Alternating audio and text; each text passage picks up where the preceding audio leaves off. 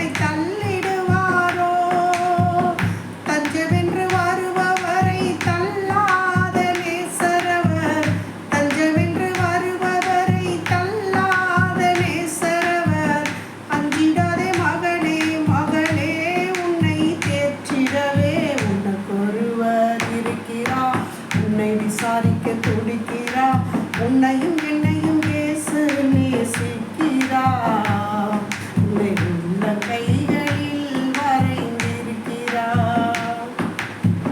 வியாதியஸ்தர் என்று உன்னை ஒதுக்கி வைப்பார்கள், வேண்டாத வார்த்தைகளை சொல்லி புண்படுத்துவார்கள். வியாதியஸ்தர் என்று உன்னை ஒதுக்கி வைப்பார்கள், வேண்டாத வார்த்தைகளை சொல்லி புண்படுத்துவார்கள்.